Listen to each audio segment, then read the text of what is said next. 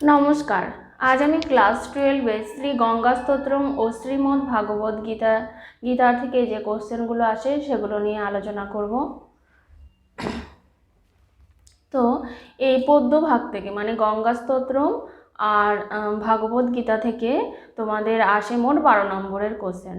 12 নম্বরের কোশ্চেন আসে, তার মধ্যে শ্রীমদ্ ভাগবত গীতা থেকে 2টো MCQ আসে, আর গঙ্গা স্তোত্রম থেকে 2টো MCQ আসে, আর তোমাদের শর্ট কোশ্চেন আসে গঙ্গা স্তোত্রম থেকে 1টা আর ভাগবত গীতা থেকে 2টো। মানে MCQ যেখানে অপশান দেওয়া থাকে 4টে, তার মধ্যে থেকে যে সঠিক উত্তর বেছে নিয়ে লিখতে হবে, এরকম 2টো আসে।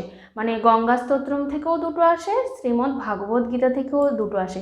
আর 1 নম্বরের কোশ্চেন যেটা 1 লাইনে লিখতে হয় একটু, তো সেটাতে ভাগবত গীতা থেকে 2টো আসবে আর গঙ্গা স্তোত্রম থেকে 1টা আসবে।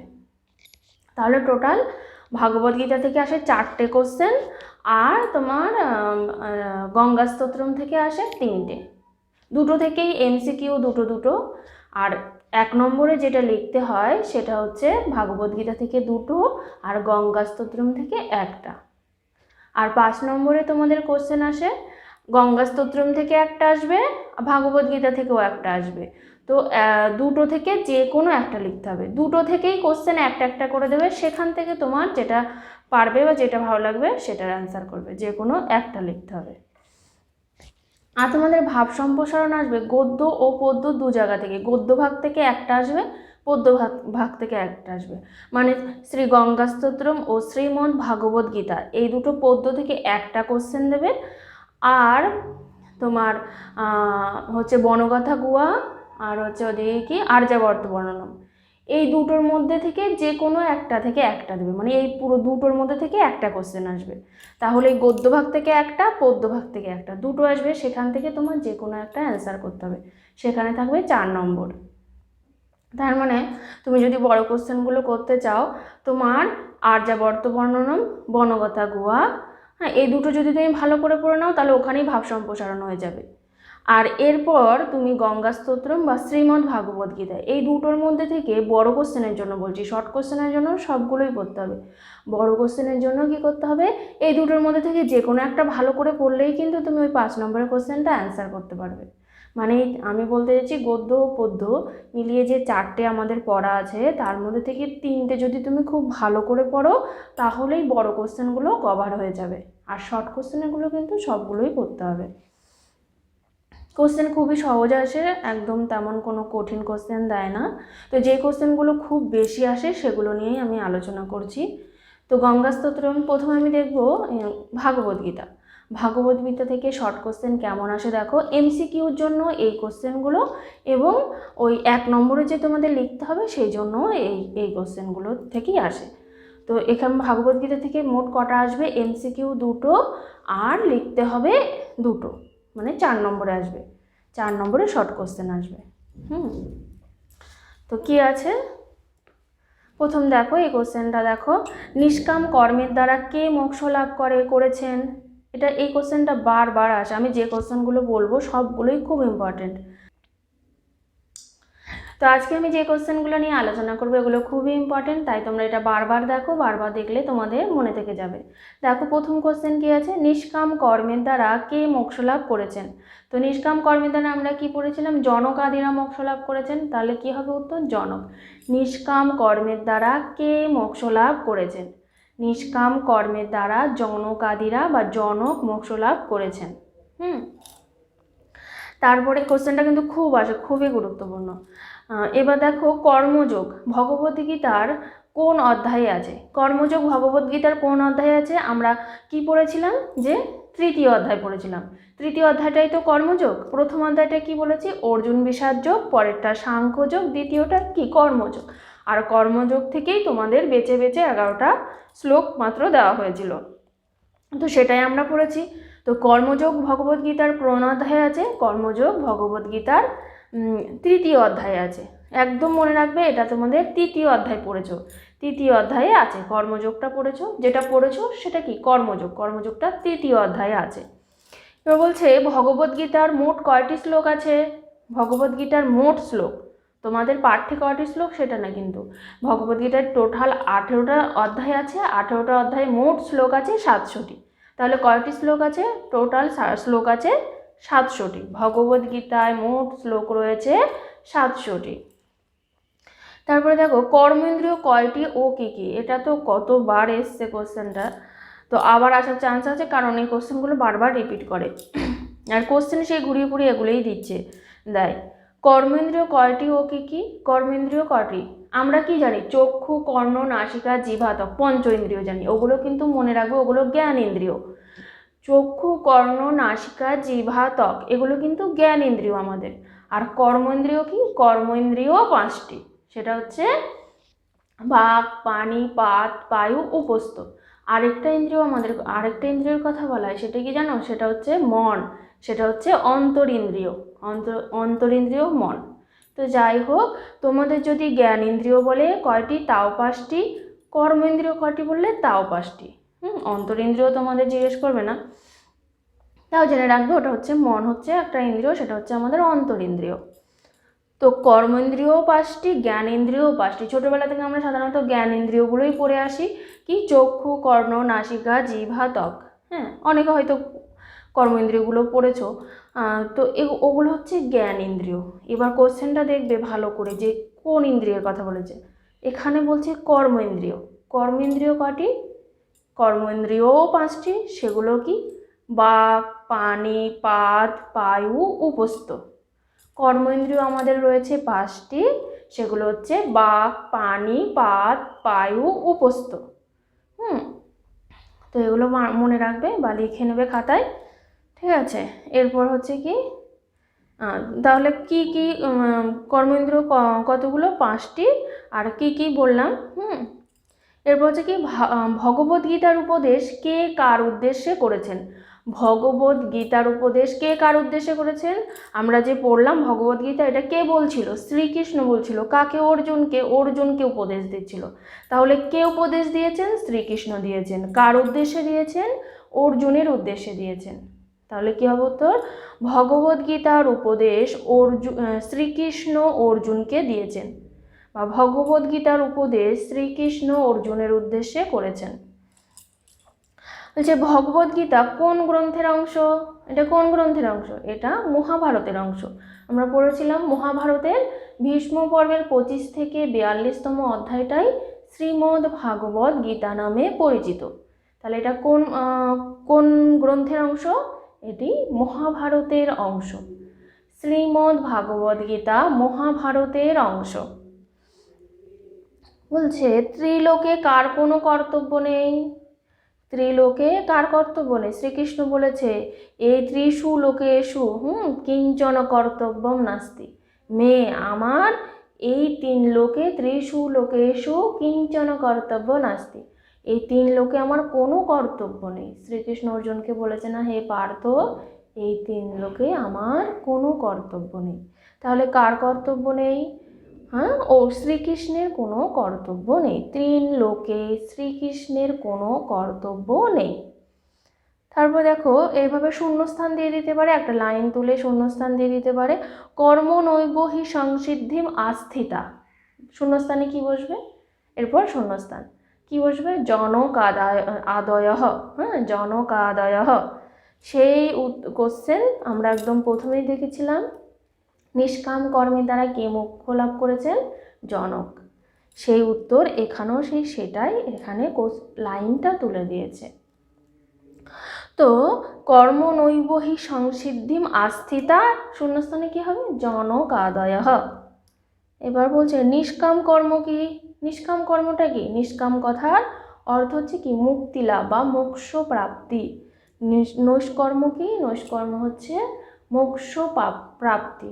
বলেছে না প্রথম শ্লোকে তোমাদের যে ভগবান শ্রীকৃষ্ণ বলেছে কেউ কর্ম আরম্ভ না করে কখনোই নৈষ্কর্ম লাভ করতে পারে না, মানে মুক্তি লাভ করতে পারে না বা মোক্ষ লাভ করতে পারে না।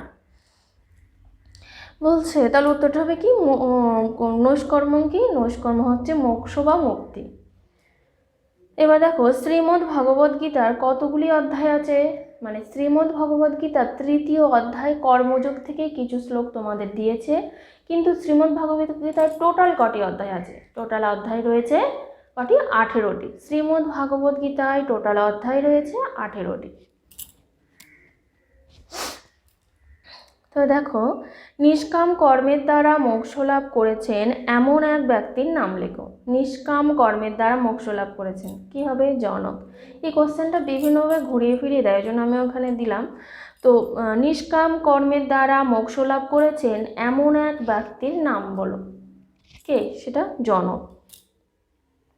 তো বলছে পার্থকে, পার্থ অর্জুন। শ্রীকৃষ্ণ অর্জুনকে কি বলে ডাকতো? পার্থ।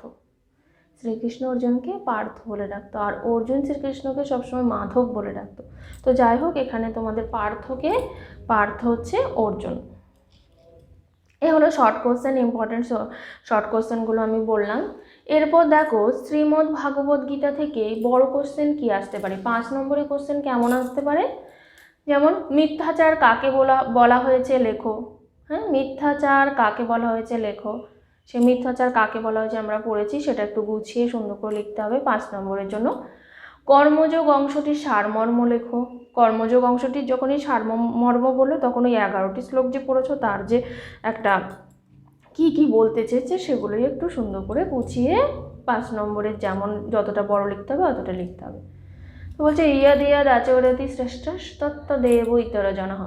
যা যা শ্রেষ্ঠ ব্যক্তিরা আচরণ করে সেটাই সাধারণ মানুষ অনুসরণ করে। এর তাৎপর্য লেখো। এটাকেই এই মানেটা বুঝেই তোমাকে একটু গুছিয়ে লিখতে হবে। তা বলছে ভগবদ্গীতায় শ্রীকৃষ্ণ যে নিষ্কাম কর্মযোগের কথা বলেছেন তার বিবরণ দাও। মানে সেই আগে আমরা কর্মযোগ অংশটির সারমর্ম লেখো বললে যে উত্তর হবে, আর ওই নিষ্কাম কর্মযোগের কি বিবরণ দিয়েছে সেই একই ব্যাপার, কারণ ওখানে সবসময় কর্মের সারমর্মটাই বলেছে, মানে কর্মটা কি জিনিস সেটা নিয়েই আলোচনা করেছে। তাই তোমাদের যদি বলা হয় তোমাদের কর্মযোগ অংশটির সারমর্ম লেখো, সেটাও একই উত্তর। আর কি শ্রীকৃষ্ণ যে নিষ্কাম কর্মযোগের কথা বলেছেন তা বিবরণ দাও, সেটাও সেই একই হবে। স্বধর্মে নিধানাং শ্রেয় পরধর্ম ভয়াবহ, তাৎপর্য বর্ণনা করো। স্বধর্মে নিধানাং শ্রেয় পরধর্ম ভয়াবহ, এটা তাৎপর্য বর্ণনা করতে বলছে। তো খুব বেশি আসে, যেমন ওই তোমার মিথ্যাচার কাকে বলা হয়েছে লেখো, এটাও খুব আসে। এছাড়া আসতে পারে বিশিষ্ট ব্যক্তিকে, বিশিষ্ট ব্যক্তি কেমন, শ্রীকৃষ্ণ এখানে বিশিষ্ট ব্যক্তির কেমন সংজ্ঞা দিয়েছেন বা তাদের সম্পর্কে কী বলেছেন, এটা আসতে পারে। এবং শ্রীমদ্ ভাগবত গীতা থেকে প্রত্যেকটা লাইন তুলে দিয়ে, যে কোনো একটা লাইন তুলে দিয়ে তার তাৎপর্য লিখতে বলতে পারে। হ্যাঁ, তো যাই হোক, এই ধরনের কোশ্চেনগুলো আসে, এগুলো একটু ভালো করে পড়ে নেবে, ঠিক আছে। এরপর আমরা চলে যাব গঙ্গা স্তোত্রম। গঙ্গা স্তোত্রমে আমরা প্রথমে শর্ট কোশ্চেন দেখে নিই। গঙ্গা স্তোত্রম থেকে আমাদের এমসিকিউ আসবে 2টো, যেখানে তোমার অপশান দেওয়া থাকবে, যে কোনো একটা সঠিক অপশানটা তোমাদের চুজ করতে হবে। আর তোমার ওই 1 নম্বরে কোশ্চেন আসবে, যেটা লিখতে হবে সেটা আসবে 1, মানে এখানে শর্ট কোশ্চেন থেকে 3, আর তোমার ভাগবত গীতা থেকে আসবে শর্ট কোশ্চেন 4, মাল্টিপল চয়েস মানে এমসিকিউ, আর তোমার ওই এক কথায় লিখতে হবে, সেটা 2টো মিলিয়ে। তো গঙ্গা স্তোত্রম থেকে কেমন কোশ্চেনগুলো আসে দেখো, আমি যে কোশ্চেনগুলো পড়বো সেগুলো খুব ভালো করে বারবার দেখবে, তাহলে কি এই কোশ্চেনগুলো খুব বেশি আসে। আর তোমার শ্রীমদ্ ভাগবত গীতা আর গঙ্গা স্তোত্রমটাই বড় কোশ্চেন অবশ্যই করতে পারবে, একটু ভালো করে পড়লেই হ্যাঁ করতে পারবে। আর আমি যে ভিডিওগুলো করেছি ওখানে সবকটা অর্থ, প্রত্যেকটা শব্দের অর্থ আলাদা আলাদা করে বুঝিয়েছি, তাই তোমরা ওগুলো বারবার দেখতে থাকো এবং পাঠ্য বইটা একটু পড়ে নিও, তাহলে যখনই তোমরা বুঝে যাবে বিষয়টা, যে কোনো কোশ্চেনের অ্যান্সার করতে পারবে। শর্ট কোশ্চেন তো অ্যান্সার করতে পারবে, বড় কোশ্চেনের প্রতিও তোমাদের একটা ধারণা হয়ে যাবে কিভাবে লিখতে হবে, একটু পড়লেই পারবে। খুবই সহজ কোশ্চেন আসে। তো দেখো গঙ্গা স্তোত্রম থেকে শর্ট কোশ্চেন দেখো, বলছে মুনিবর কন্যে। এখানে মুনিবর কন্যে কেন বলা হয়েছে গঙ্গাকে? সে জহন্যমুনির কন্যা, তাহলে মুনিবরকে, মুনিবর হচ্ছে জহন্যমুনি। তো বলছে গঙ্গা স্তোত্রমের রচয়িতাকে, এই কোশ্চেনটা যে কতবার এসছে। গঙ্গা স্তোত্রমের রচয়িতাকে, গঙ্গা স্তোত্রমের রচয়িতা শঙ্করাচার্য। শ্রী শঙ্করাচার্য হচ্ছেন গঙ্গা স্তোত্রমের রচয়িতা। তব কৃপয়া কার কৃপার কথা বলা হয়েছে? এখানে গঙ্গা দেবীর কৃপার কথা বলা হয়েছে। হ্যাঁ, এই তব কৃপয়া এই লাইনটা দিয়েও শর্ট কোশ্চেন মানে শূন্যস্থান দিতে পারে। যেমন তব কৃপয়া চেন্মাতঃ স্নৌতঃ স্নাতঃ পুনরপি জঠরে সোপি না জাতঃ। তো পরে একটা কোশ্চেনে দেখবে আছে তব কৃপয়া চেদ স্নৌতঃ স্নাতঃ, কার কৃপায়?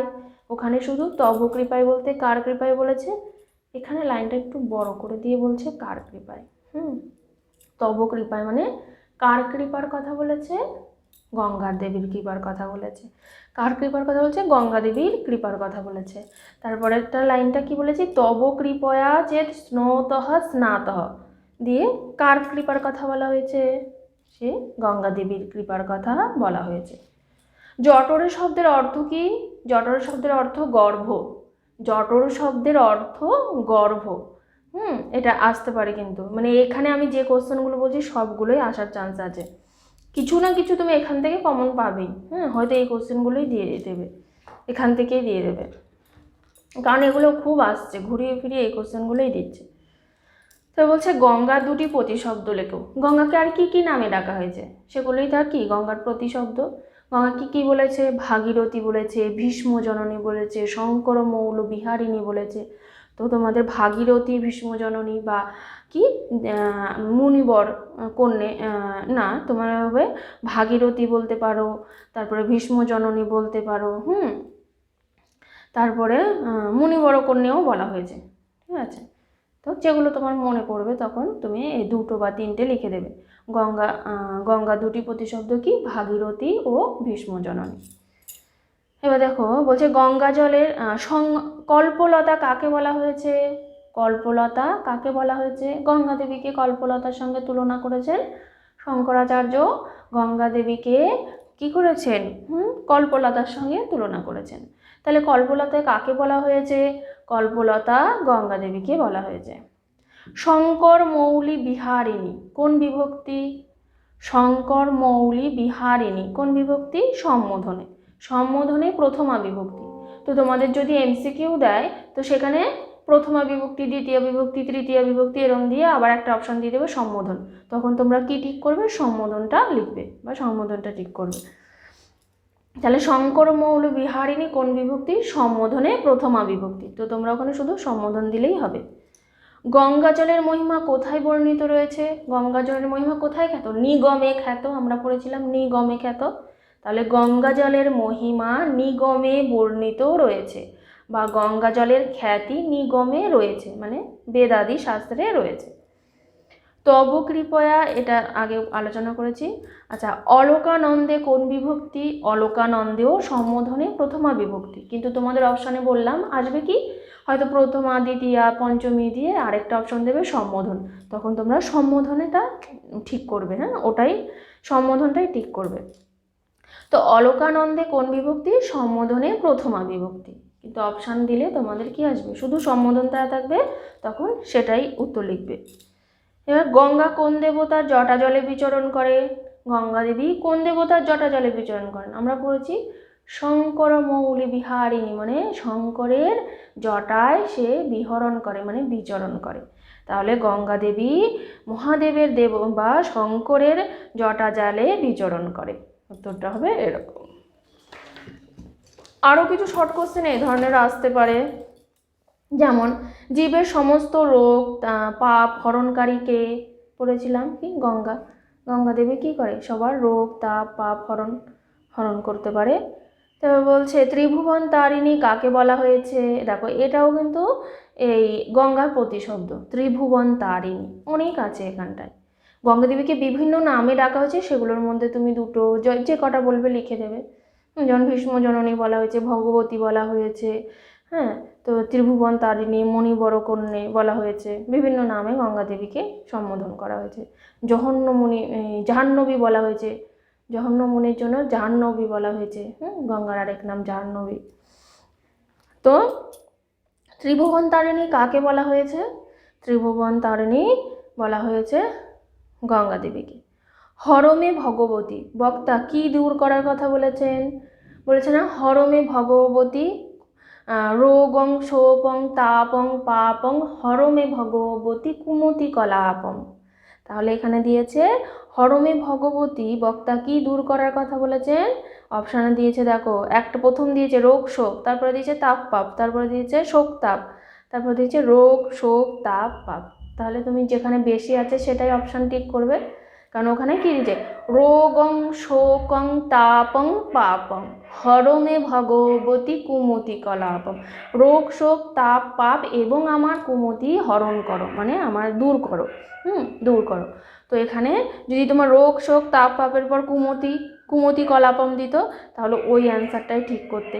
আর যদি শুধু রোগ দিয়ে আর অন্যগুলো যেখানে বইয়ে নেই, মানে তোমরা পড়েছো ওখানে নেই, আর রোগ দিল এরপর জ্বর বা এই সর্দি কাশি মানে এই ধরনের কিছু দিত, তখন তুমি রোগটাই ঠিক করবে।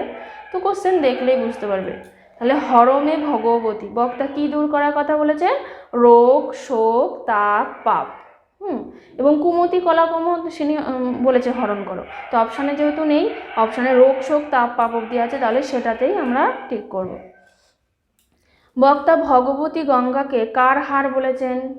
কি বলেছেন? বসুধা হারে, মানে কি পৃথিবীর হার স্বরূপিণী, বসুধা হারে বলেছেন। তাহলে কার হার বলেছেন? পৃথিবীর হারের কথা বলেছেন। তাহলে বক্তা ভগবতী গঙ্গাকে কার হারের কথা বলেছেন? দেখো এখানে একটা অপশনে দেওয়া আছে যে পৃথিবীর হার, তাহলে পৃথিবীর হারের কথা বলেছেন। বসুধা হারে মানে পৃথিবীর হার। গঙ্গা স্রোতে যে স্নাত হয় সে আর কি হয় না? গঙ্গা স্রোতে যে স্নাত হয় সে আর দ্বিতীয়বার মাতৃগর্ভে প্রবেশ করে না। গঙ্গার স্রোতে যে স্নান করে, শঙ্করাচার্য বলছে, সে নিশ্চয়ই আর দ্বিতীয়বার মাতৃগর্ভে প্রবেশ করে না। তাহলে উত্তর কি হবে? মাতৃগর্ভে প্রবেশ করে না সে। তারপর দেখো বলছে ভবসাগর বলতে কোন সাগরের কথা বলা হয়েছে? ভবসাগর বলতে এই সংসার রূপ সাগরের কথা বলা হয়েছে। ভবসাগর বলতে এই সংসার রূপ সাগরের কথা বলেছেন। ভবসাগর থেকে তাকে পার করতে বলেছে, উদ্ধার করতে বলেছেন শঙ্করাচার্য। তো এই ভবসাগর বলতে সংসার রূপ সাগরের কথা বলা হয়েছে। গঙ্গার শুভ্রতা কার মতো? গঙ্গা কার মতো সাদা, কার মতো সুন্দর? বলেছে হিম বিদু মুক্তা। হিম মানে কি তুষার, বিদু মানে চন্দ্র বা চাঁদ, আর মুক্তা তাহলে হিম চন্দ্র মুক্তার মতো। শুভ্রতা কার মতো? তুষারও দিয়ে দিতে পারে হিমের বদলে, এখানে তুষার চন্দ্র মুক্তার মতো বা হিম বিদু মুক্তার মতো, যেমন আসে তেমন। বিদু মানে মনে রাখবে চাঁদ। অর্থগুলো তোমরা জানলে তোমাদের অ্যান্সার করতে খুব সুবিধা হবে, তাই অর্থ জেনে সবসময় পড়ার চেষ্টা করবে। এবার দেখো বলছে ত্রিভুবন সারে কথার অর্থ কি? ত্রিভুবনের সার মানে ত্রিভুবনের শ্রেষ্ঠা। হ্যাঁ, ত্রিভুবন সারের কথার অর্থ ত্রিভুবন শ্রেষ্ঠা। গঙ্গা কার জননী? গঙ্গা ভীষ্মের জননী। ভীষ্ম জননী পড়েছি, তাহলে গঙ্গা হচ্ছে ভীষ্মের জননী। তো এই ধরনের শর্ট কোশ্চেন আসবে, এগুলো খুবই ইম্পর্ট্যান্ট। আমি যেগুলো আলোচনা করলাম এগুলো বারবার একটু দেখে নিও। আর দেখো বড় কোশ্চেন 5 নম্বরের কোশ্চেন কি আসতে পারে গঙ্গা থেকে, শ্রী গঙ্গা স্তোত্রম থেকে। তো শ্রী গঙ্গা স্তোত্রমে একটা জিনিস দেখলাম খুব বেশি একটাই আসছে, সেটা হচ্ছে গঙ্গা স্তোত্রমে গঙ্গার যে বর্ণনা আছে তা নিজের ভাষায় লেখো। এই কোশ্চেনটাকে ঘুরিয়ে ফিরিয়ে দিচ্ছে বারবার। গঙ্গা স্তোত্রমে গঙ্গার যে বর্ণনা আছে তা নিজের ভাষায় লেখো, বা কি বলছে গঙ্গার মাহাত্ম্য সংক্ষেপে লেখো, সে একই কোশ্চেন।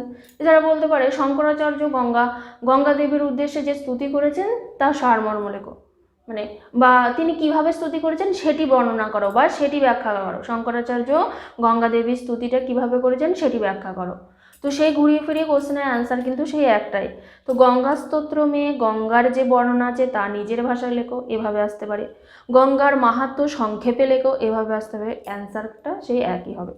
বা শঙ্করাচার্য গঙ্গা দেবীর কে কীভাবে স্তুতি করেছেন তা নিজের ভাষায় লেখো, সেই কোশ্চেনের অ্যান্সার একই হবে। এবার বলছে কি ভাগীরথী ভীষ্মজননী মণিবর কন্যে, গঙ্গার এই 3টি নামে তাৎপর্য বিশ্লেষণ করো। এটা একটু আলাদা, হ্যাঁ, তাও যখন তোমরা পড়বে এটা তখন জানা হয়ে যাবে, তো উত্তর করতে অসুবিধা হবে না। ভাগীরথী কেন বলা হয়েছে, ভীষ্ম জননী কেন বলা হয়েছে, ভীষ্মের মা তাই বলা হয়েছে, মুনি বড় কন্যা কেন বলা হয়েছে, জঘন্য মুনির কন্যা। এবারে এগুলোর পেছনে যে কথা মানে কাহিনী আছে সেটা একটু করে লিখে দিতে হবে, ঠিক আছে। এক লাইনে লিখলে তো হবে না, 5 নম্বরের জন্য একটু গুছিয়ে লিখতে হবে। তাহলে ভাগীরথী, ভীষ্ম জননী, মুনি বড় কন্যা, গঙ্গার এই 3টি নামের তাৎপর্য বিশ্লেষণ করো। এই ধরনের কোশ্চেনও দিতে পারে, এটা দিয়েছিল এক বছর। তো এগুলো ভালো করে পড়ে নেবে। কি প্রথমত তুমি গঙ্গা স্তোত্রমে গঙ্গার যে বর্ণনা আছে এটা একদম ভালো করে পড়ে নেবে। এবার এটা থেকেই ঘুরিয়ে ফিরিয়ে কোশ্চেন আসে, বলবে গঙ্গার মাহাত্ম্য লেখো, সে একই উত্তর, বা শঙ্করাচার্য কিভাবে গঙ্গা দেবীর স্তুতি করেছেন সে একই উত্তর, বা গঙ্গা তাৎপর্য লেখো, গঙ্গা দেবীর তাৎপর্য লেখো সম্পর্কে, বা গঙ্গা দেবী সম্পর্কে কিছু বর্ণনা করো, সে কোশ্চেন একই। তো প্রথমেই কি করবে, গঙ্গা স্তোত্রমে গঙ্গার যে বর্ণনা আছে তা নিজের ভাষায় লেখো, মানে গঙ্গার বর্ণনাটা খুব সুন্দর করে গুছিয়ে আগে ওটা রেডি করবে, ওটা পড়ে নেবে। এবার ওটা পড়ার পর কি হবে, ওটা তোমার রেডি, এবার ওখান থেকে একটা কোশ্চেন আসতেই পারে। তারপরে যেমন ভাগীরথী, ভীষ্মজননী, মুনি বড় কন্যা, এই 3টি নামে তাৎপর্য বিশ্লেষণ করো, এই ধরনের কোশ্চেন কিছু কিছু 2-1টা কোশ্চেন তোমরা পড়ে নেবে। প্রথমে কি করবে, যে গঙ্গা দেবীর যে বর্ণনা, গঙ্গা দেবী সম্পর্কে যে বর্ণনা সেটা খুব ভালো করে পড়ে নেবে। এবার পড়ার পর তোমরা কি করবে, ওটা প্রথম কাজ হচ্ছে তোমাদের ওটা ভালো করে পড়ে নাও, কারণ ওটা ওই কোশ্চেনটাই বেশি আসে। এবার ওটার পর এবার 2-4টে আরও কয়েকটা একটু ইম্পর্টেন্ট দেখে পড়ে নেবে। দেখো এখানে একটা কোশ্চেন আছে, গঙ্গা স্তোত্রম নামক পাঠ্যাংশে যে রূপ গঙ্গা ভক্তির পরিচয় পায় তা লেখো। সেই গঙ্গার মাহাত্ম্যটা লিখলেই হয়ে যাবে। সে কোশ্চেন ঘুরিয়ে ফিরিয়ে ওটাই দেয়। বলছে পতিত উদ্ধারিণী জাহ্নবী গঙ্গে, এই রূপ বলার কারণ কি ব্যাখ্যা করো। এ ধরনের আসতে পারে। পতিত উদ্ধারিণী মানে যে পতিত হয়েছে, খারাপ ব্যক্তি বা খারাপ ব্যক্তিদের যে গঙ্গা কিভাবে উদ্ধার করে সে সম্পর্কে একটা ব্যাখ্যা। তো এই ধরনের 2-1টা দেখে দেবে। তবে কি দূর করো মম দুষ্কৃতি ভার, মম বলতে কার কথা বলা হয়েছে, আমার দুষ্কৃতি ভার দূর করো, এটা কে বলেছে, শঙ্করাচার্য বলেছে। বক্তার এরূপ বলার কারণ কি, এইরকম 2-1টা পড়ে নেবে। তবে সাধারণত তোমাদের খুব বেশি ওই কোশ্চেনটাই আসে যে গঙ্গা দেবীর বর্ণনা। গঙ্গা স্তোত্রমে গঙ্গাকে কিভাবে বর্ণনা করা হয়েছে, বা গঙ্গা স্তোত্রমে গঙ্গার যে বর্ণনা আছে তা লেখো, মানে গঙ্গা দেবীর বর্ণনাটা ভালো করে পড়বে। তারপরে বাকিগুলো একটু দেখে নেবে, তাহলে হয়ে যাবে। তো গঙ্গা স্তোত্রম ও শ্রীমদ্ ভাগবত গীতা থেকে তোমাদের দুটো থেকে যে কোনো একটা, দুটো থেকেই কোশ্চেন আসবে 5 নম্বরে, যে কোনো একটা অ্যান্সার করতে হবে। সেজন্য তোমরা যে কোনো একটা ভাগ ভালো করে পড়লেই কিন্তু তোমাদের বড় কোশ্চেন করে ফেলতে পারবে। হয় গঙ্গা স্তোত্রমটা ভালো করে পড়তে হবে, নইলে শ্রীমদ্ ভাগবত গীতাটা ভালো করে পড়তে হবে, তাহলে কিন্তু তোমরা বড় কোশ্চেন পেয়ে যাবে। আর শর্ট কোশ্চেনের জন্য সবগুলোই পড়তে হবে। আর ভাব সম্প্রসারণ চাইলে হয় পদ্যভাগটা ভালো করে পড়তে হবে, মানে পদ্যভাগটা মানে তখন তাহলে তোমার গঙ্গা স্তোত্রম এবং ভাগবত গীতা দুটোই ভালো করে পড়তে হবে যদি তুমি এখান থেকে ভাব সম্প্রসারণটা চাও। আর যদি তুমি এখান থেকে যে কোনো একটা পড়ে নিয়েছো, মানে যে কোনো একটা বড় কোশ্চেনের জন্য একটা থেকেই রেডি হয়েছো, তাও তুমি লিখতে পারবে। কিন্তু তখন এখান থেকে হয়তো ভাব সম্প্রসারণ নাও পেতে পারো। হয়তো তুমি গঙ্গা স্তোত্রম ভালো করে পড়ে নিয়েছো, শ্রীমদ্ ভাগবত গীতা থেকে দিয়ে দিল ভাব সম্প্রসারণ, তখন কি হবে, তখন সেটা অ্যান্সার করতে পারো না। আর যদি গঙ্গা স্তোত্রম থেকেই দিয়ে দেয় হয়তো তখন সেটাও পেয়ে যাবে, কিন্তু সেরকম করে তো পড়া যায় না। তো তুমি তখন গঙ্গা স্তোত্রম থেকে বড় কোশ্চেন করে নিলে যে আমি এখানে দুটোর মধ্যে থেকে একটা পড়বো, বড় কোশ্চেন আমার হয়ে যাবে, ঠিক আছে। তাহলে কিন্তু তোমার বনগাথা গুহা এবং কি পড়তে হবে, আর্যাবর্ত বর্ণনম, ওই দুটো আবার ভালো করে পড়তে হবে। তাহলে দুটোর মধ্যে থেকে কোনটা থেকে ভাব সম্প্রসারণ দেবে তুমি বলতে পারবে না। তো সেখান থেকে তুমি আবার দুটো ভালো করে পড়লে যেখান থেকেই ভাব সম্প্রসারণ তুমি পেয়ে যাবে, আর বড় কোশ্চেন তো হয়েই যাবে, কারণ দুটো থেকেই বড় কোশ্চেন দেবে, যে কোনো একটা লিখবে। তো 4টের মধ্যে গদ্য ও পদ্য, এই 4টের মধ্যে যে কোনো 3টে বড় কোশ্চেনের জন্য পড়লেই তোমাদের বড় কোশ্চেনগুলো কভার হয়ে যাবে। 5 নম্বরের অ্যান্সার করতে হবে, ভাব সম্প্রসারণও করতে হবে। আর শর্ট কোশ্চেনের জন্য কিন্তু সব কটাই ভালো করে পড়তে হবে, ঠিক আছে। তো পড়লে কোনো ক্ষতি নেই, তোমরা সবই খুব ভালো করে পড়ে নাও যাতে পরীক্ষায় তোমাদের একটা কোশ্চেনও মিস না হয়। তো আজকে এটুকুই আলোচনা করার ছিল। তো এরপরে দেখা হবে অন্য কোনো ক্লাসে। তো সবাই ভালো থেকো, সুস্থ থেকো, আর আমার চ্যানেলটিকে সাবস্ক্রাইব করে নিও, আর বন্ধুদের কাছে এটি খুব বেশি করে শেয়ার করো। তো ভিডিওটি দেখার জন্য তোমাদের অনেক ধন্যবাদ। তবে তোমরা এটি অনেক অনেক শেয়ার করে দিও। নমস্কার।